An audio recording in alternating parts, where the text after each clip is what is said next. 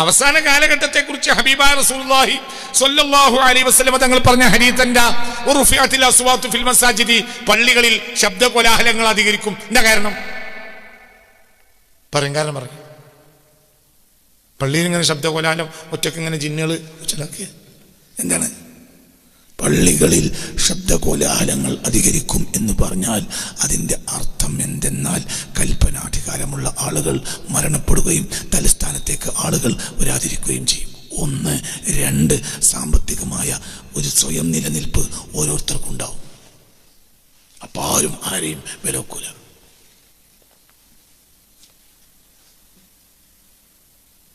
പണ്ടൊരു ധനാഢ്യൻ, ഒരു നാട്ടിലൊരു ധനാഢ്യൻ ഉണ്ട് സങ്കല്പിക്കുക. ആ നാട്ടിലൊരു ധനാഢ്യൻ ഉണ്ടാകുമ്പോൾ ആ ധനാഢ്യനെ പോലെ ആ നാട്ടിലുള്ള ആളുകളൊക്കെ ഉപകരിക്കും. അയാൾ രാവിലെ ചായയും കടിയും കുടിക്കും, മുതലാളിയാണ്. ആ നാട്ടിൽ 10, 20, 30, 50 ആളുകളും ഈ വീട്ടിൽ വന്നിട്ടായിരിക്കും ചായയും കടി കുടിക്കുക. അപ്പോൾ മുതൽ അയാളുടേതാണെങ്കിലും ഈ 50 ആളും മുതലാളിയും ഒരു വിഷയത്തിൽ ഒന്നായി. എന്ത്? ഒരു ചായ 2 പുട്ടും മുതലാളിക്കും കിട്ടിയിട്ടുണ്ട്, അത് അവിടുത്തെ സാധുവായ തൂപ്പേറിനും കിട്ടിയിട്ടുണ്ട്. നാട്ടിൽ എവിടുന്നോ വന്ന് ഏതോ വഴിക്ക് പോവുകയാണ്. അപ്പൊ എന്തേലും ചായയും കടി കുടിച്ച് പോവാൻ മുതലാളിന്റെ പരിക്കൊന്നു എന്തേ അങ്ങനത്തെ ഉണ്ടായിരുന്നില്ലേ? ഇഷ്ടം പോലെ എൻ്റെ ഓർമ്മയിലുണ്ട്. വിരുന്ന് ഏതോ നാട്ടിലേക്ക് പോകണവനും ഇവിടെ വന്നിട്ട് ചായ കുടിച്ചേ പോകുള്ളൂ, സ്വന്തം പേര് ചായയും കടിയില്ല. മുതലാളിന്റെ പേരുണ്ട്. ഈ മുതലാളിന്റെ മുതലാണെങ്കിൽ പോലും ആ മുതലിനൊരു നീതി ഇയാൾ നടത്തിലാക്കുന്നുണ്ട്. ഇനി ഞാൻ തിന്നും പോലെ എൻ്റെ പരിയിലുള്ളവർക്ക് മുഴുവനും കൊടുക്കും. മനസ്സിലായില്ലേ പറഞ്ഞത്? അപ്പൊ ധനാഢ്യനാണെങ്കിലും അയാൾക്കൊരു ശുക്രുണ്ട്, ധനത്തിന്റെ ശുക്ര്. കൽപ്പനാധികാരം ഉണ്ടാവുമ്പോൾ അതിന്റെ ശുക്ര്, ഇൽമുണ്ടാവുമ്പോൾ അതിന്റെ ശുക്ര്, പണം ഉണ്ടാവുമ്പോൾ അതിന്റെ ശുക്ര്. ആ ശുക്രുണ്ടെങ്കിൽ അത് നിലക്കും ചെയ്യും. പിൻഗാമികൾ ആ ശുക്രിനെ നഷ്ടപ്പെടുത്തും. മനസ്സിലാവുണ്ടോ? ഇത് ഞാൻ രണ്ടാമത്തെ ഭാഗം പറഞ്ഞുതരാം.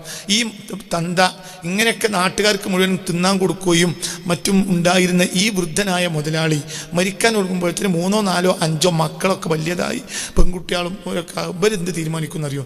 എന്ത്? ബാപ്പൻ മരിച്ച ഈ പരിപാടി അവിടെ നിർത്തണം. അതിന് ഒരു ന്യായം എന്താ പറയുന്നറിയോ? നമ്മളെ ബാപ്പാക്ക് നാടാകെ വാങ്ങിക്കൂട്ടായിരുന്നു. ഇതിൻ്റെ പകല് കൊടുക്കല്ലേ കണ്ടവർക്കൊക്കെ, പിന്നെ എന്താ ഇവിടെ ബാക്കി ഉണ്ടാകുക? നമുക്ക് പറഞ്ഞാൽ മനസ്സിലായില്ല. ഇവരെന്താ ഇനി പറയും? ന്യായാണ്, പ്രത്യക്ഷ ന്യായം അത് തന്നെയാണ്. ഇവിടെ നമ്മളെ ബാപ്പാക്ക് പണ്ട് 10-100 ഏക്കർ ഉണ്ടായി, അതിലങ്ങനെ ഉണ്ടായി പോയി എന്നല്ലാതെ പിന്നെ 101ാമത്തെ ഏക്കർ ബാപ്പ വാങ്ങിയിട്ടില്ല. എന്റെ ഒക്കെ ഉണ്ടായിരുന്നു, നല്ല ലാഭം കിട്ടിയിരുന്നു. നേരം വെളുക്കുമ്പോൾ കൊടുക്കൽ തുടങ്ങിയാൽ കൊടുക്കന്നെ വന്നവർക്കൊക്കെ പായ പൈസ, കഞ്ഞി, ചോറ്, പിന്നെ എന്തേലും വല്ലതും നമുക്ക് വാങ്ങാനുണ്ടാവും. ഏതായാലും ബാപ്പാണ് മരിച്ച നമുക്ക് ഇത് നിർത്തണം.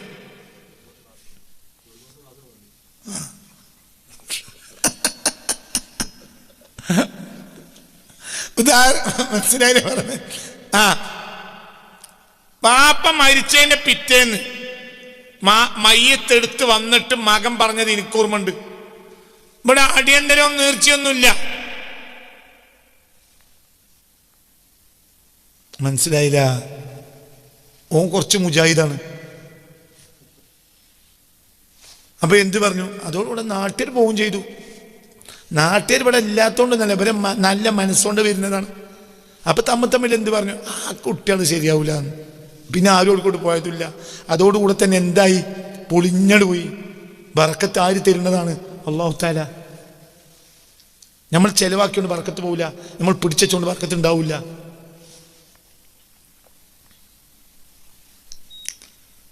അരീനി ജവാദൻ മാത ഹുസ്ലൻ ലഅല്ലനി അറാമാ തുരീന ഔ ബഖീലൻ മുഖല്ലല എന്നൊരു കവിത ഉണ്ട്. അരീനി ജവാദൻ മാത ഹുസ്ലൻ ലഅല്ലനി അറാമാ തുരീന.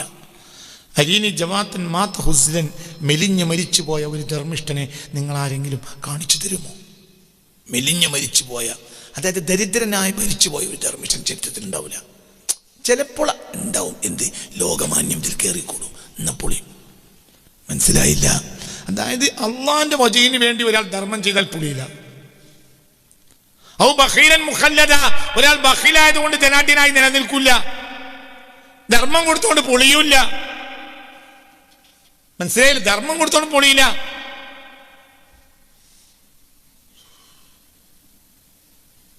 അത് വളരെ ചിന്തിക്കണം. പ്രാക്ക് എന്ന സംഗതി, പ്രാക്ക് പ്രാക്ക് പ്രാക്ക് എന്ന് പറയില്ലേ, ആ പ്രാക്ക് എന്ന് പറഞ്ഞത് ഞാനിപ്പോൾ ആരുടെ ജഗ്ജീവൻ റാമിൻ്റെയോ മറ്റൊരു ആത്മകഥ ഞാൻ വായിച്ചത്, ജഗ്ജീവൻ റാമിൻ്റെയോ അതല്ല, ഇനിയിപ്പോൾ ആരുടേതാണെന്ന് എനിക്ക് ഓർമ്മയില്ല. ഏതായാലും അധികാരം, അതായത് ഇന്ദിരാഗാന്ധിയുടെ ഭരണകാലഘട്ടത്തിൽ അടിയന്തരാവസ്ഥ കൊണ്ടുവന്നപ്പോൾ പിന്നെ ഒരു നേതാവ് മറ്റൊരു നേതാവിനോട് ചോദിക്കുകയാണ്, നമ്മളിനിയിപ്പോൾ ഇതിനെ മിണ്ടാൻ പറ്റൂലല്ലോ, ഇനി നമ്മളെങ്ങനെ മറികടക്കാൻ? അപ്പോൾ മറ്റേ നേതാവ് പറയാം, പ്രാഗ നശിച്ചു പോയിക്കോളൂ. നിങ്ങൾക്ക് പറഞ്ഞാൽ മനസ്സിലായില്ല? ഇന്ദിരാഗാന്ധിക്ക് പ്രാഗ എന്ന് പറഞ്ഞാൽ മനസ്സിലായില്ല. അങ്ങനെ ചില വർത്തമാനങ്ങൾ പറയുമല്ലോ, ഇത് മനുഷ്യനെ മുഴുവനും ബുദ്ധിമുട്ടാക്കി എന്നാണ് മനുഷ്യന്മാർ പറയുന്ന. പ്രാക്കുണ്ടല്ലോ, ആ പ്രാക്ക് മതിയാവും, സ്തുതി മതിയാവും ഒരു കുടുംബം വളരാൻ, പ്രാക്ക് മതിയാവും ഒരു കുടുംബം തകരാൻ. ഒരു പ്രതിഷേധം, ആന്തരിക പ്രതിഷേധം. നമ്മൾ വിചാരിച്ച ഒന്നുമല്ല, ഇതൊരു ടെലിപ്പതിയാണ്. നമ്മൾ വിചാരിച്ച ഒന്നുമല്ല കാര്യം.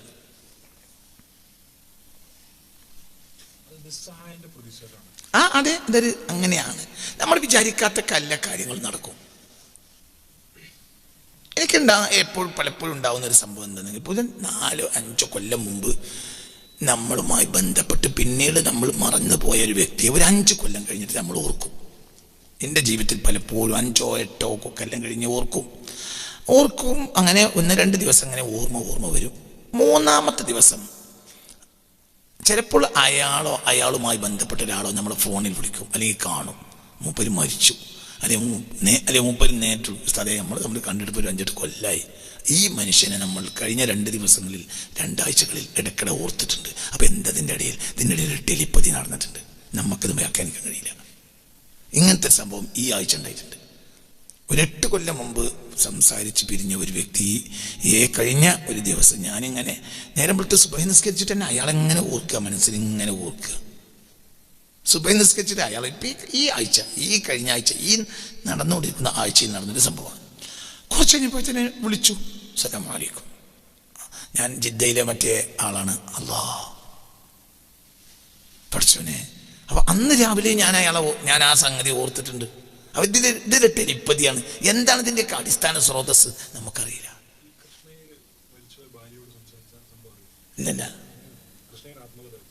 ഇല്ല എങ്ങനെ മറ്റേ ജസ്റ്റിസ് കൃഷ്ണേര് നല്ല മനുഷ്യനാണ്. ടെലിപ്പതി അതൊക്കെ സത്യമാണ്. നമ്മൾ വിചാരിക്കാത്ത ഒരുപാട് തലങ്ങൾ ഇതിനൊക്കെ ഉണ്ട്. നമ്മൾ ഇതിനൊന്നും മനസ്സിലാക്കാൻ കഴിയില്ല.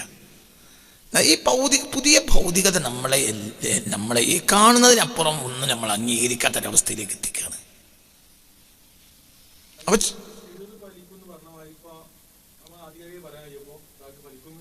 എന്ത് അതെ, പ്രാക്ക് ഫലിക്കുന്നുള്ളത് ഒരു തെജ്രിബയാണ്, അത് അനുഭവജ്ഞാനാണ്. അങ്ങനെയില്ല, പക്ഷേ അതേ സമയത്ത് അങ്ങനെ ഉണ്ടാകും. ഒരു രേഖ എന്നുള്ളതല്ല, മനുഷ്യന്റെ അനുഭവമാണല്ലോ വലിയ കാര്യം. ആ ഹോട്ടൽ കച്ചവടം വരുന്ന ആളുകൾക്ക് തൃപ്തിപ്പെടുത്തുക എന്ന് പറഞ്ഞതാണ് സത്യത്തിൽ അതിൻ്റെ ലാഭത്തിൻ്റെ അടിസ്ഥാനം. അതാണ് ഇതിൻ്റെ അവർ സന്തോഷിച്ച് തിരിച്ചു പോകണം. അപ്പോൾ അല്ലാഹു തആല ബർക്കത്തുകൾ കൊടുക്കും. ഇനി അതൊന്നല്ലാത്ത വേറെ വഴിയിലും ബർക്കത്ത് കൊടുക്കും, വലിയ സന്തോഷം ഉണ്ടാവും. പക്ഷെ അതേ സമയത്ത് നമ്മളിപ്പോൾ ഇന്നത്തെ ഈ ആധുനിക കച്ചവടങ്ങൾക്ക് മുഴുവൻ നഷ്ടം വരാനുള്ള അടിസ്ഥാന കാരണം എന്താ? ഏതൊരു സാധനം നമ്മൾ തന്നെ ഒരു കിലോ എന്ന് പറഞ്ഞാൽ 1000 ഗ്രാമിൽ അവിടെ നിർത്തി പഴയ കാലത്ത് വെച്ച് കൊടുക്കുകയാണ്. അപ്പോൾ എണ്ണി കൊടുക്കുന്ന സാധനങ്ങൾ തൂക്കി കൊടുത്താലും അതിൽ ബർക്കത്തുണ്ടാവില്ല. അളന്നു കൊടുക്കേണ്ട സാധനം തൂക്കി കൊടുത്താലും ബർക്കത്തുണ്ടാവില്ല. അപ്പം എൻ്റെ കുട്ടിക്കാലത്ത് മീൻ എണ്ണി കൊടുക്കുക, തൂക്കൂല. എൻ്റെ കുട്ടിക്കാലത്ത് മീന് തൂക്കേയില്ല, മത്സ്യം തൂക്കുന്ന പരിപാടിയില്ല. 1 1 2 2 3 3 ഇങ്ങനെ കൊടുക്കുക. നിങ്ങൾ കണ്ടിട്ടില്ലല്ലോ? അല്ല കുട്ടി, അങ്ങനെ ആയിരുന്നു പഴയ കാലത്ത്. എന്നിട്ട് ഈ കച്ചവടക്കാരൻ ചിലപ്പോൾ എന്ത് ചെയ്യും? ഒരു 10 മീന് പിന്നെ 25 4 10 മീൻ 2 നേരം. ചിലപ്പോൾ ഒരു പൊടി വാരി. ചില സമയത്ത് ഒരു ഉച്ച കഴിഞ്ഞാൽ പിന്നെ വാരി കൊടുക്കാറ്. എന്തൊന്നാലും ഓരോ പത്രത്തിൽ നിറച്ചു കൊടുക്കും. ആ പാത്രത്തിൽ നിറച്ചു കൊടുക്കും. അവരെ കയ്യിലുള്ള പൈസ കൊടുത്താൽ മതി. കയ്യിൽ എന്താ ഉള്ളത് അതിന് കൊടുക്കുക, പാത്രത്തിൽ നിറച്ചു കൊടുക്കും. അപ്പൊ ആ വീട്ടുകാർക്കൊക്കെ എത്ര സന്തോഷം. ആ സന്തോഷമാണ് ഇവരുടെ അഭിവൃദ്ധി. അതിൽ അല്ലാഹു സുബ്ഹാനഹു വ തആല റഹ്മത്ത് ചെയ്യും. അവിടെ നിന്നൊക്കെ മാറി ഇപ്പം അത് എണ്ണിക്കൊടുക്കലല്ല, തൂക്കി കൊടുക്കുക എന്ന പരിപാടി എൻ്റെ കുട്ടിക്കാലത്ത് മത്സ്യത്തിലില്ല തന്നെ. അതുവരെ അത് മുബാറക്കായ കച്ചവട, പിന്നെ അത് തകർന്നു. ഇപ്പം അതൊക്കെ തകർച്ചയില്ല. പിന്നെ ചില സാധനങ്ങൾ അളന്നു കൊടുക്കുക, അരി അളന്നു കൊടുക്കുക, തൂക്കൂല. എൻ്റെ കുട്ടിക്കാലത്ത് അരി അളക്കുക, ലിറ്റർ ഉണ്ടാവും ചാക്കിൽ. മനസ്സിലായില്ലേ? അതായത് പീടികയിൽ അരി അളന്നു കൊടുക്കും. എന്തില്ല, അരി തൂക്കൂല കുട്ടി. നായി ഇടങ്ങായി ഇതൊക്കെ അതിലിങ്ങനെ അളന്നു നോക്കുക. ഒരു നായി അരി, 1 ലിറ്റർ അരി. അപ്പോൾ അരിയാണ് അളന്നു കൊടുക്കും. അരി എന്ത് ചെയ്യൂല, തൂക്കൂല. ധാന്യാണ്, അത് തൂക്കൂല. എൻ്റെ കുട്ടിക്കാലത്ത് അരി ഗോതമ്പ് തൂക്കേയില്ല. അത് ലിറ്ററിന്, അത് ഇടങ്ങായിക്ക്, നായി, അങ്ങനെയൊക്കെയാണ്. അളക്കപ്പെടേണ്ട സാധനങ്ങൾ തൂക്കി കൊടുത്താൽ ബർക്കത്ത് നഷ്ടപ്പെടും. ഒക്കെ നഷ്ടപ്പെട്ടല്ലോ. എല്ലാം ഒന്നിലും ബർക്കത്തില്ല. സമൃദ്ധി എന്ന് പറഞ്ഞ സാധനം ഇല്ല, ഒന്നിനും.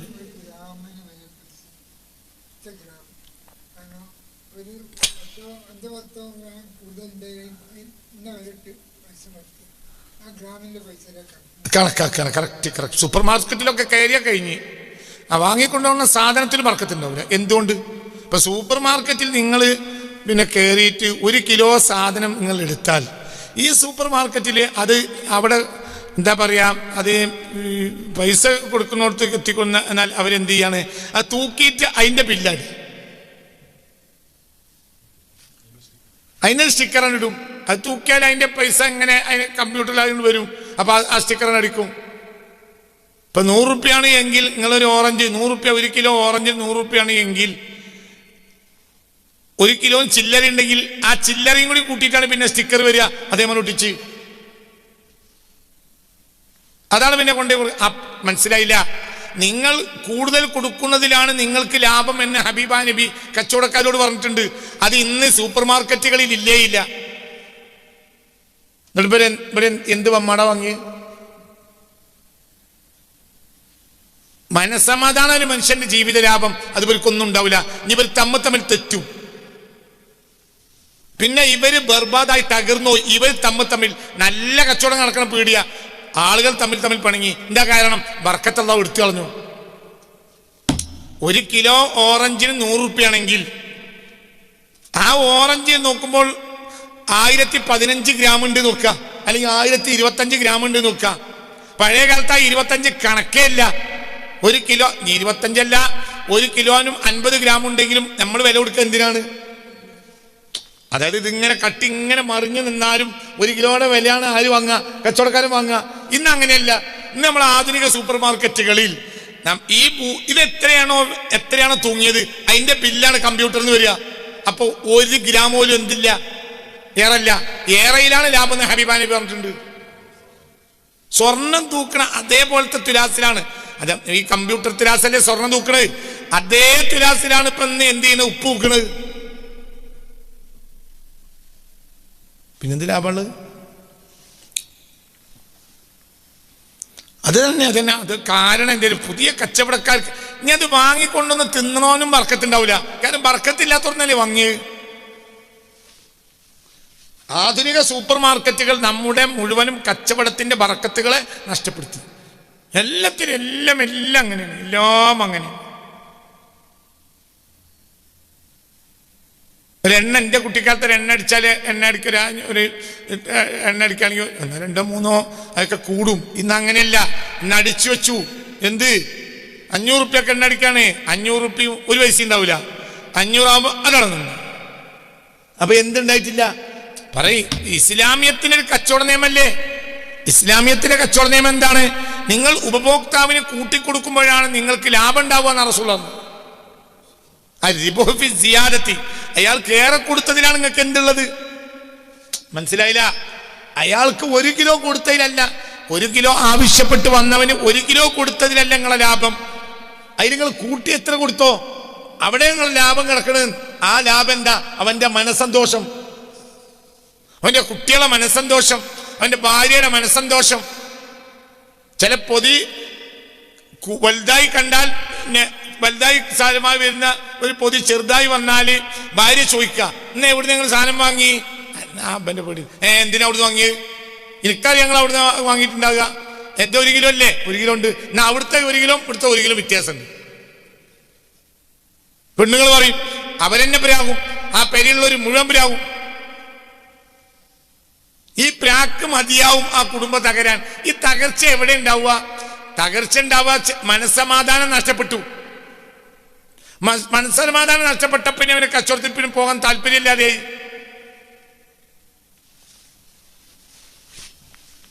അല്ലാഹു തആല കാത്തു രക്ഷിക്കട്ടെ. അങ്ങനെ അപ്പൊ എന്താ ഇതൊക്കെ? ഓരോന്നിന്റെയും ശുക്ർ അതതുമായി ബന്ധപ്പെട്ട ഒരു മനസ്സന്തോഷമാണ്. അത് പ്രകടിപ്പിക്കന്നെ വേണം. കൊടുക്കേണ്ടത് കൊടുക്കുക, പറയേണ്ടത് പറയുക, ചെയ്യേണ്ടത് ചെയ്യുക. ഓരോരുത്തർക്കും അല്ലാഹു തആല എന്താ നിഅമത്ത്, ആ നിഅമത്തിന്റെ ശുക്ർ അതതുമായി ബന്ധപ്പെട്ട കാര്യങ്ങളാണ്. അതാണ് ആ ശുക്ർ ഉണ്ടാവുക. തുറക്കീഹിമേ. അപ്പൊ ഒരുപാട് കാര്യങ്ങളാണ് ഒരാൾക്ക് വന്നെത്തിയതെങ്കിൽ ആ കാര്യങ്ങളിലെല്ലാം ഇയാൾ ഇടപെടുമ്പോൾ, ഉദാഹരണം പറയാം, ഒരു നാട്ടിലെ ഏറ്റവും യോഗ്യൻ ഭരണാധികാരിയാണ്, അയാൾ നീതിമാനാണെങ്കിൽ അയാൾ വീട്ടിൽ കയറിയാൽ വീട്ടിൽ ബർക്കത്തുണ്ടാവും. എന്തുകൊണ്ട്? അയാളിൽ ഒരുപാട് ബർക്കത്തുകളുണ്ട്, ഒരുപാട് വിഷയങ്ങൾ ബന്ധപ്പെട്ട ഒരു വ്യക്തിയാണ്, അതിലൊക്കെ ഇയാൾ നീതിമാനുമാണ്. അപ്പൊ അയാൾ വീട്ടിൽ കയറിയാൽ വീട്ടിൽ ബർക്കത്തുണ്ടാവും, അയാൾ ദുആ ചെയ്ത ഉത്തരം ഉണ്ടാവും. സലാസത്തുൻ ലാ തുറദ്ദു ദഅവതുഹും ഇമാമുൻ ആദിലുൻ എന്ന് മുഹമ്മദ് മുസ്തഫ. 3 ആളുടെ ദുആ തള്ളിക്കളയുകയില്ല. ഒരാളാരാ? നീതിമാനായ ഭരണാധികാരി ദുആ തള്ളിക്കളയില്ല. എന്തുകൊണ്ട്? അയാളിൽ ഒരുപാട് വിഷയങ്ങളുടെ മുജമ്മഅാണ്, കേന്ദ്രമാണ് ഇയാൾ. അതിലൊക്കെ ഇയാൾ ആരുമാണ്? നീതിമാനാണ്. അപ്പൊ ആ നീതി ഒരു ബർക്കത്താണ്. അപ്പൊ അയാളൊരു വീട്ടിൽ കയറി വന്നാൽ ആ വീട്ടിൽ ഒരുപാട് വിഷയങ്ങളിൽ ബർക്കത്താ കയറി വന്നത്. അതന്നെ വിഷയം. അതാണ് പ്രാർത്ഥന സ്വീകരിക്കുന്നത്. അല്ലാതെന്താ? ഇമാമുൻ ആദിലുൻ, നീതിമാനായ ഭരണാധികാരി. അതൊക്കെ പുതിയ കാലത്ത് മനുഷ്യൻ നഷ്ടപ്പെടുത്തി. അല്ലാഹു തആല നമ്മളെ കാത്തു രക്ഷിക്കട്ടെ. ചിന്തിക്കുക, എവിടെയും എല്ലാ നിലയിലും ശുക്ർ എന്നാൽ അതാണ്. ശുക്ർ എന്ന ഇയാൾ ഇപ്പൊ ഈ നീതിമാനായ ഭരണാധികാരിക്ക് ഒരു നാട്ടിൽ 1000 വിഷയമുണ്ടെങ്കിൽ 1000 വിഷയത്തിന്റെ കേന്ദ്രം ഇയാളാണ്, അതിലൊക്കെ ഇയാൾ നീതിമാനുമാണ്. അപ്പോൾ 1000 നീതിയാണ് ഒരേ സമയത്ത് എന്റെ വീട്ടിൽ കയറിയത്, ഭരണാധികാരി കയറിയപ്പോൾ. അതുകൊണ്ട് ആ വീട്ടിൽ ഐശ്വര്യം ഉണ്ടാവും. അവിടെ ഭരണാധികാരി വന്നിരുന്നു, അയാൾ നീതിമാനാണ്. ഓരോ വിഷയവുമായി ബന്ധപ്പെട്ട മലക്കുകൾ ഉണ്ടാവും, അതൊക്കെ ഇയാളെ കൂടെ ഉണ്ടാവും. തുറക്കീഹിമു യാ റബ്ബി ബിശുക്രി ദായിമാ ഫഇന്നക മൽജല ജിസിനാ മുജല്ലലാ. തുറക്കീഹിം, ഈ സത്യവിശ്വാസികളെ നീ കേറ്റണം. യാ റബ്ബി, യാ റബ്ബേ, ബിശുക്രി, ശുക്രിനെ അവർക്ക് ബോധനം ചെയ്തുകൊണ്ട്, ദായിമൻ, എന്നെന്നും അവർ ശുക്ർ ചെയ്യുമ്പോൾ അവരെ നീ തന്നെ ഉയർത്തും. എപ്പോൾ ശുക്രില്ലാതായോ അപ്പോൾ അവർ തകരും. അല്ലാഹു കാത്തു രക്ഷിക്കട്ടെ. തീർച്ചയായും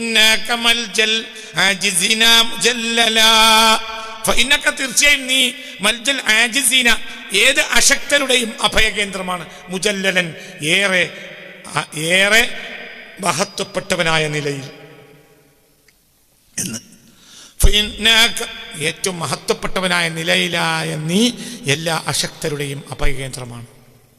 നീ അവർക്ക് ബോധനം കൊടുക്കണം, നീ അവർക്ക് ബോധനം ചെയ്യണം. എന്ത്? അതാ, നന്ദി ചെയ്യണം. നന്ദി ഉണ്ടോ അവർ വിജയിക്കും, നന്ദിയില്ലേ പരാജയപ്പെടും.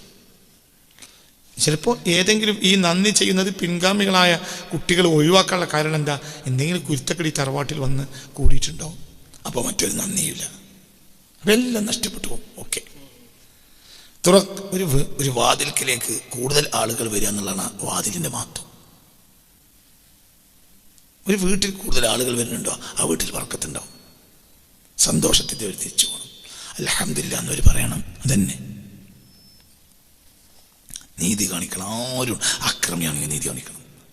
അക്രമിയാണ്, ഇന്ന് ദുനിയാവിൽ നീതി എന്ന് പറഞ്ഞ സാധനമില്ല, ഇല്ലേ ഇല്ല. എനിക്കൊരു നീതിമാൻ അറിയില്ല. ഞാൻ ഇതൊക്കെ ഒന്നുണ്ട്, എനിക്കൊരു നീതിമാനായ മനുഷ്യൻ എൻ്റെ ജീവിതത്തിൽ അറിയില്ല.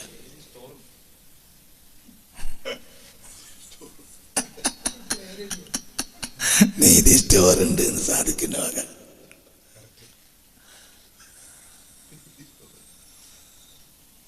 ചിന്തിക്ക്, ഒരു നീതിമാനെ എനിക്കറിയില്ല, ഒരു നീതിമാനെ എനിക്കറിയില്ല.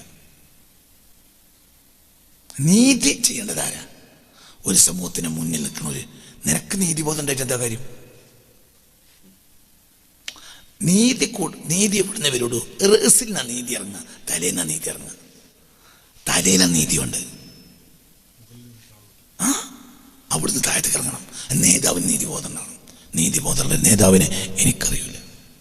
ഞാൻ ആരും കുറ്റപ്പെടുത്താൻ വേണ്ടി പറയല്ല, ഓരൊക്കെ ദേഷ്യപ്പെട്ട ഓരോ പണി നോക്കി പോയിക്കോട്ടെ.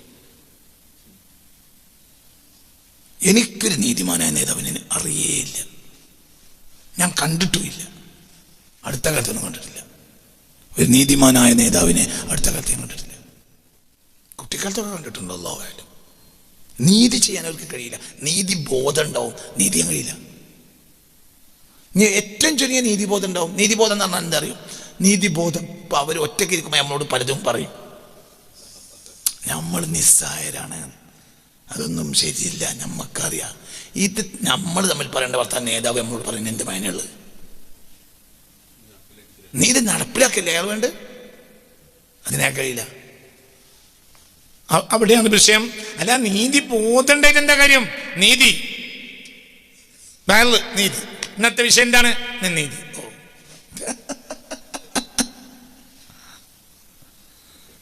എൻ്റെ ജീവിതത്തിൽ ഞാൻ സമീപിച്ച നേതാക്കന്മാരൊന്നും എനിക്ക് നീതി തന്നിട്ടില്ല.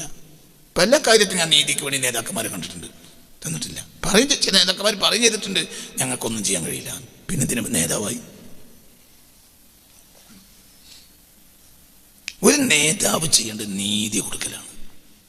നീതി അവലുമായി അതിൽ എൻ്റെ സമുദായത്തിൽ ആദ്യമില്ലാതാവുക നീതിയായിരിക്കും എന്ന് മുഹമ്മദ് മുസ്തഫ. നീതി അവസാനം ഉണ്ടാവില്ല. മനുഷ്യന്മാർ അതാണ് മനുഷ്യന് വേണ്ട, അതാണ് മനുഷ്യന് വേണ്ട നീതിയാ, അല്ലാതെ കിറ്റല്ല. ഇന്ന് നേതാക്കന്മാർ ചെയ്യണം എന്താ അറിയോ? കിറ്റ് ഉണ്ടാക്കിയിട്ട് കൊടുത്തേക്കാം. അവർ കിറ്റല്ല കൊടുത്തേക്കണ്ട, എന്താണ്? നീതിയാണ്. അതൊക്കെ ഒരു ഒളിച്ചോട്ടാണ്, താനി ചൂഷണമാണ്. ഇന്ന് നേതാക്കന്മാർ കാണിക്കുന്ന കിറ്റ് ഉണ്ടാക്കുന്ന പരിപാടി ചൂഷണത്തിലെ ഏറ്റവും വലിയ ചൂഷണമാണ്. നമ്മളിപ്പോൾ ഈ ആത്മീയ ചൂഷണം എന്ന് പറയുന്നത് ഒരു സാധുവായ മൂല്യര് പൊരയിൽ പട്ടി നടക്കുന്നതിന് പകരം അയാൾ എന്ത് ചെയ്തു? 4 ആളെ മന്ത്രിച്ചു കൊടുത്തു. അതിന് നമ്മൾ എന്താ പറയാ? ആത്മീയ ചൂഷണം. അതിലെന്തുണ്ട്? അയാളെ കുട്ടികളെ കഞ്ഞി ചോറും കഴിഞ്ഞോണ്ട് വിട്ടൂടെ അയാളെ? നമ്മളിപ്പോൾ ഈ ആത്മീയ ചൂഷണം എന്ന് നമ്മൾ പറയുന്നുണ്ട്. എന്താ ആത്മീയ ചൂഷണം? ഏതോ ഒരു മൂല്യര് മന്ത്രിച്ചു തന്നു, എന്നിട്ട് അയാളെ നിന്ന് പൈസ വാങ്ങും, മന്ത്രിച്ചു അവൻ പോയി. ഒരു ജ്യോത്സ്യൻ ആളെ എന്തോ ഒരു മന്ത്രോ തന്ത്രോ എന്തോ നടത്തി കൊടുത്തു, അതിനൊരു പൈസ വാങ്ങി. ഇതാണ് ഇന്ന് നമ്മൾ കാണിക്കുന്ന ആത്മീയ ചൂഷണം. അതിലിപ്പോൾ എന്ത് പ്രശ്നമുള്ളത്? അത് ചൂഷണമല്ലേ? അത് നിസ്സാര ചൂഷണമാണ്. അതൊരു ചൂഷണേ അല്ല. ചൂഷണം ഇന്ന് നടത്തുന്ന നേതാക്കന്മാർ മാത്രമാണ്. എല്ലാ നേതാക്കന്മാരും ചൂഷണം നടത്തണം. എന്തുകൊണ്ട്? അവരുടെ തലത്തിൽ നിന്ന് ജനങ്ങൾക്ക് എന്ത് കൊടുക്കണം? നീതി കൊടുക്കണം. നീതി കൊടുക്കാൻ കഴിയില്ലെങ്കിൽ നേതാവാകരുത്. നീതി കൊടുക്കാൻ അവർക്ക് കഴിയൂല. പകരം അവർ എന്ത് ചെയ്യും? കിറ്റ് കൊടുക്കും. ഒരു മനുഷ്യന് നീതി കൊടുക്കാൻ കഴിയാത്ത ഈ നേതാക്കന്മാർ അഡ്ജസ്റ്റ് ചെയ്യുന്ന എന്തുകൊണ്ടാണ്? 1000 കിറ്റ്, 10,000 കിറ്റ്. അപ്പൊ ജനങ്ങളെല്ലാം എന്ത് പറയും? ഭയങ്കരമാനാണ് മൂപ്പര്. ഈ കഴിഞ്ഞ കർക്കിടക മാസത്തിൽ 25,000 കിറ്റാണ് കടപ്പുറത്ത് കൊടുത്തത്. ഓ അല്ലേ, എന്താ ഇത്? കള്ളത്തരാണ്. ജനങ്ങൾക്ക് നേതാവിൽ നിന്ന് കിട്ടേണ്ടത് എന്താണ്? നീതിയാണോ? അത് കൊടുക്കാൻ ഇവർക്ക് കഴിയൂല. എന്തുകൊണ്ട് കഴിയൂല? ഇവർ ദുന്യാവിന്റെ അടിമകളാണ്. ദുന്യാവിന്റെ അടിമ നേതാവാകാൻ പാടില്ല. മനസ്സിലായില്ല? ചെയ്യടാന്ന് പറയാൻ ഇവർക്ക് കഴിയൂല, അത് കൊടുക്കണോ എന്ന് പറയാൻ ഇവർക്ക് കഴിയൂല. എന്തുകൊണ്ട്? ഇവരുടെ കച്ചവടം കാര്യം മുഴുവനും ഇയാളുമായി ബന്ധപ്പെട്ടതായിരിക്കും. ഇവന് ദുനിയാവിലുള്ള എല്ലാ കാര്യങ്ങളും, ഇവര് ബെൻസുകാർ നടക്കാൻ മറ്റൊന്റെ സഹായം ഉണ്ടാവും. ഇവൻ ദുബായിൽ വരുമ്പോഴത്തിന് ലോഡ്ജ് ഒരാഴ്ച മുമ്പ് ബുക്ക് ചെയ്തിട്ടുണ്ടാവും. പിന്നെ ഫ്ലൈറ്റ് ടിക്കറ്റ് മറ്റോ എടുത്തോടുത്തിട്ടുണ്ടാവും. അതുകൊണ്ട് ഇവനോട് കാര്യം പറയാൻ ആർക്ക് കഴിയില്ല? നേതാവിന് കഴിയില്ല. ഇന്നത് പറഞ്ഞിട്ടുണ്ടെങ്കിൽ നാളെ തുറന്നു പറയും. നേതൃമഹിമകൾ മുഴുവനും അടുത്ത കാലത്ത് നഷ്ടപ്പെട്ടു പോകും. എന്തുകൊണ്ട്? നിഷേധികളായ മക്കളാണ് വളർന്നു വരുന്നത്. ഇപ്പൊ ഇലുമിനാറ്റി എന്ന ഒരു പാട്ടിനെ കുറിച്ച് ഒരു ചർച്ച നടക്കുന്നുണ്ടല്ലോ കേരളത്തിൽ. ഇലുമിനാറ്റിന് എന്തല്ലേ തുടങ്ങുന്ന ഒരു പാട്ട്, ഒരു പിക്ചറിലെ ഒരു സിനിമയിലെ പാട്ടിനെ കുറിച്ച് വലിയ ചർച്ച നടക്കുന്നുണ്ട് കേരളത്തിൽ. നിങ്ങൾ അന്തംഗമ്യങ്ങളായതുകൊണ്ട് നിങ്ങൾക്ക് മനസ്സിലായിട്ടുണ്ടാവില്ല. വലിയൊരു എന്താ നമ്മളെ കണ്ണൂരിലെ ജില്ലാ പഞ്ചായത്ത് CPM-ന്റെ ജില്ലാ പഞ്ചായത്ത് മെമ്പർ, എന്താ അദ്ദേഹത്തിന്റെ പേര്? സുരേഷ് ബാബു ഒരു പാട്ടിനെ വിശദീകരിച്ചു. വളരെ മനോഹരമാണ് അയാളുടെ വിശദീകരണം, നന്നായിട്ടുണ്ട്. സുരേഷ് ബാബു അത് ഭംഗിയായി വിശദീകരിച്ചു. അപ്പൊ മനസ്സിലായില്ല. ഈ പാട്ടിൽ എന്താ പറയണത്? വഴി പിഴക്കാൻ ഞങ്ങൾക്ക് അവകാശമുണ്ട്. ആ പാട്ടിൽ ഞങ്ങൾ വഴി പിഴക്കാനുമുണ്ട് അവകാശം. അങ്ങനെയൊക്കെയാണ് ഓരോരുത്തരും. ഇനി ആ അച്ഛനും അമ്മന്റെയും വലിപ്പത്തിലൊന്നും ഞങ്ങൾക്ക് വേണ്ട, ഞങ്ങൾക്ക് ഞങ്ങളുടെ മാർഗം. ഇതാണ് പുതിയ തലമുറ. ഈ പുതിയ തലമുറ നേതാക്കന്മാരെ അനുസരിക്കൂല. എന്തുകൊണ്ട്?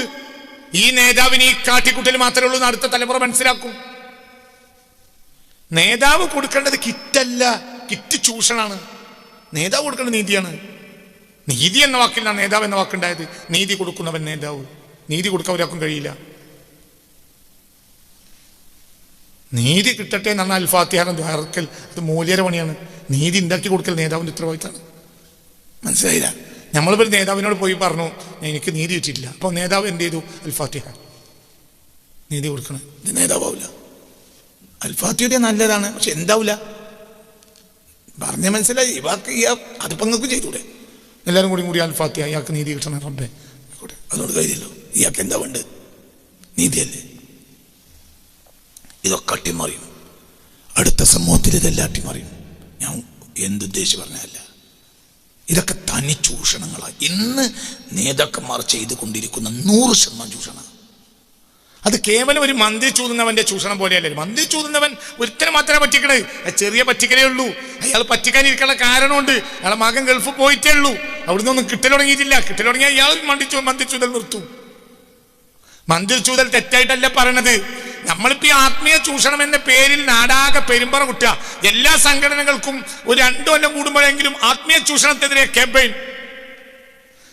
ഏതോ ഒരു ജോത്സ്യനെയോ ഒരു സാധാരണ മുസ്ലിയാരെയോ ആണ് ഇവർ പിടികൂടുക. സത്യത്തിൽ ഇവർ ചൂഷണങ്ങൾ ചെറുതാ. ചൂഷണം മുഴുവനും നടത്തുന്നത് ആരാ? ഭരണാധികാരികളും പിന്നെ ആരാ? നേതാക്കന്മാരും. ഇപ്പൊ പോലീസിനെ പറ്റി ഒരു പ്രശ്നം ഇവിടെ വന്നു, ഒരു വലിയ ചർച്ച നടക്കാം. അതിപ്പോ എന്താ പുറത്തു വരാൻ കാരണം? ഈ പറയുന്ന വ്യക്തിക്ക് ചൂഷണത്തിന് വിധേയനായിട്ടുണ്ടാവും. അതുകൊണ്ട് അദ്ദേഹം പുറത്തു പറഞ്ഞു. ഇത് അനുഭവിച്ചുകൊണ്ടിരിക്കുകയാണ് പതിറ്റാണ്ടുകളായ ഒരു ജനത. മിണ്ടാനാളില്ല. പൂച്ചക്കാര് മണികെട്ടുന്നതിന് വിചാരിച്ച് പിടിച്ചിരിക്കുകയാണ്. സമൂഹത്തിലെ ഏറ്റവും ഉന്നതനായ ഒരു MLA പറയുന്നത് ഞാനിത് തുറന്നു പറഞ്ഞുകൊണ്ട് ഞാൻ കൊല ചെയ്യപ്പെട്ടേക്കാണ്. മനസ്സിലായില്ല? ഒരു സമുന്നതനായ MLA ഇത് സംബന്ധമായി പത്രപ്രസ്താവന നടത്തുമ്പോൾ അദ്ദേഹം ആദ്യമായി പറയുന്ന വാക്ക്, ഞാൻ ഈ സംഗതിക്ക് രംഗത്തിറങ്ങിയ കാരണത്താൽ ഒരുപക്ഷെ ഞാൻ കൊല ചെയ്യപ്പെട്ടേക്കാം. ഒരു മരിക്കുന്ന പാർട്ടിയുടെ MLA കാര്യം പറഞ്ഞാൽ പോലും കൊല ചെയ്യപ്പെടുമെങ്കിൽ സാധാരണക്കാരുടെ അവസ്ഥ എന്താ? പിന്നെ ആ നാട്ടിൽ എന്ത് നീതിയാ? കുറെ കിറ്റുണ്ടായാൽ മതി. ഇത് ചിന്തിക്കണം. ഇവരെ ഉത്തരവാദിത്ത നീതി ഉണ്ടാക്കി കൊടുക്കുന്നത്. ഇവിടെ നീതിയില്ല, മനുഷ്യന് നീതി കിട്ടുന്നില്ല. ഇവിടെ ഞാനിതിൽ എന്നെ സംബന്ധിച്ചിടത്തോളം പോലീസ് സേന മോശപ്പെട്ടതാണെന്നൊന്നും എന്റെ ചർച്ചയല്ല. എനിക്കത് അറിയില്ല, ഞാൻ പഠിച്ചിട്ടില്ല. എനിക്കത് പഠിക്കേണ്ട ആവശ്യമില്ല, ഞാൻ പഠിച്ചില്ല. അതിന്റെ ആളുകളാ ചെയ്യേണ്ടത്, എനിക്കത് അറിയൂല.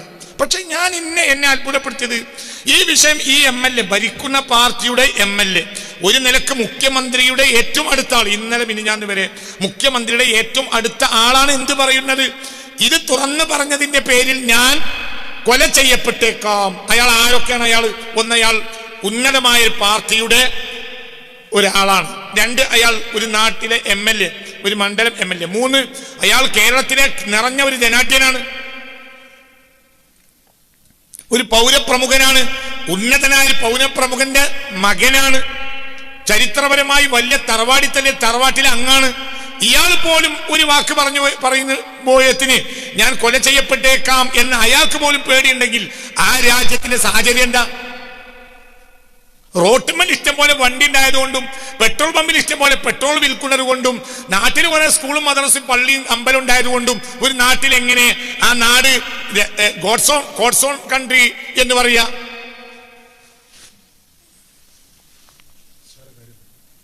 ആ നാട്ടിൽ നീതി വേണ്ടേ? നീതി ഇല്ലാത്ത എങ്ങനെ ദൈവത്തിന്റെ സ്വന്തം നാടാവുക? ആരെവിടെ പേടിക്കണ MLA? ഇയാളാരാ? കേരളത്തിലെ എണ്ണപ്പെട്ടൊരു ധനാഢ്യൻ. ഇയാളാരാ? ഭരിക്കുന്ന പാർട്ടിയുടെ സ്വന്തം ആള്. ഇയാളാരാ? മുഖ്യമന്ത്രിയുടെ സ്വന്തം ആള്. ഇയാളാരാ? വലിയ തറവാട്ടുകാരൻ. അപ്പോൾ ഇവിടുത്തെ സാധാരണക്കാരായ ജനത്തിന്റെ അവസ്ഥ എന്താ? അപ്പൊ ഇവിടുത്തെ നേതാക്കന്മാരെ ഉത്തരവാദിത്തം എന്താ?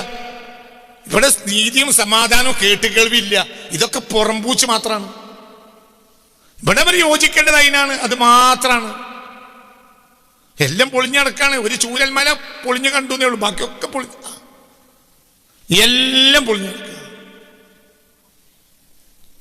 അപ്പൊ ഞാനീ പറഞ്ഞു കൊണ്ടുവന്നതിന്റെ താല്പര്യം എന്തെന്നാൽ എന്താണ്? ഓരോരുത്തർക്കും അവരവരുടെ തലത്തിൽ ഒരു ശുക്രുണ്ട്. നേതാവിന്റെ ശുക്രും അനുയായിയുടെ ശുക്രും രണ്ടാണ്. നേതാവിന്റെ ശുക്ർ എന്താണ്? ഏതെല്ലാം കാര്യങ്ങൾ അയാളിൽ ഏൽപ്പിക്കപ്പെട്ടോ അത് നീതിയോടെ നിർവഹിക്കുക, ജനങ്ങൾക്കൊരു സന്തോഷം ഉണ്ടാവുക, അത് തന്നെ അയാളെ ഭരണത്തിൽ ഒരു സന്തോഷം ഉണ്ടാവും. അതന്നെ, അത്രയേ ഉള്ളൂ. മാവേലി നാട് വാണിടും കാലം മനുഷ്യരെല്ലാവരും ഒന്നുപോലെ. അതാണ് മാവേലി എന്ന ഇതൊരു ഐതിഹ്യമാകാം, അത് സംഭവമാകാം. ഇനി ഐതിഹ്യമാണെങ്കിലും ഈ ഐതിഹ്യവും ഒരു നീതിബോധത്തിന്റെ പിന്നിൽ നിന്ന് പുറത്തു വന്നൊരു മിത്താണത്. മാവേലി നാട് വാണിടും കാലം മനുഷ്യർക്കെല്ലാവർക്കും കിറ്റ് കിട്ടും എന്നല്ലല്ലോ പാട്ട്. മനസ്സിലായില്ല? മാവേലി നാട് വാണിടും കാലം മനുഷ്യർക്കെല്ലാവർക്കും കിറ്റുമുണ്ട് എന്നല്ല പാട്ട്. മനുഷ്യരെല്ലാവരും ഒന്നുപോലെ. അതാണ് മാവേലിന്റെ ഉത്തരവാദിത്വം. ഹിന്ദു, മുസ്ലിമും, ക്രിസ്ത്യാനി, മതമുള്ളവനും മതമില്ലാത്തവനും എല്ലാവർക്കും ഒരുപോലെ സമാധാനത്തിൽ അന്തിയുറങ്ങാൻ കഴിയാന്നുള്ളതാണ്. അവിടെയാണ് മാവേലിന്റെ പ്രത്യേകത. പറയില്ല. മനസ്സിലായില്ല? അർത്ഥ ഒരു വരികയാണ്. കള്ളപ്പറയില്ല. അതായത് വാക്കുന്നവരോ കൊടുക്കുമ്പോഴോ 2 പറ വെച്ച് അളക്കുന്ന പരിപാടി മാവേലിയുടെ കാലത്ത് ഇല്ല. അപ്പൊ വാങ്ങുന്നവന് കൊടുക്കുന്നവന് നീതി കിട്ടും, മതി, അത്രേ ഉള്ളൂ. പറയിലിടാൻ നെല്ലുണ്ടാക്കി കൊടുക്കൽ മാവേലിന്റെ ഉത്തരവാദിത്തമല്ല, അത് കർഷകന്റെ ഉത്തരവാദിത്തമാണ്. കൃഷി ചെയ്യണ്ടോ നോക്കിയാൽ മതി. മനസ്സിലായില്ല? കൃഷി ചെയ്യിപ്പിക്കേണ്ട ഉത്തരവാദിത്തം ഭരണാധികാരിക്കുള്ളൂ. ഭരണാധികാരിക്ക് നാട്ടിൽ നെല്ലുണ്ടാക്കേണ്ട ഉത്തരവാദിത്തമല്ല. പക്ഷെ എന്തുണ്ടാവണം? നെല്ലുണ്ടായാൽ അതിന് കള്ളപ്പറ പാടില്ല. നെല്ലുണ്ടോടെ എല്ലാ പേരിലേക്കും ഓരോ കിറ്റും നെല്ല് വൈകുന്നേരം കൊടുത്തയക്കൽ മാവേലിന്റെ ഉത്തരവാദിത്തമല്ല.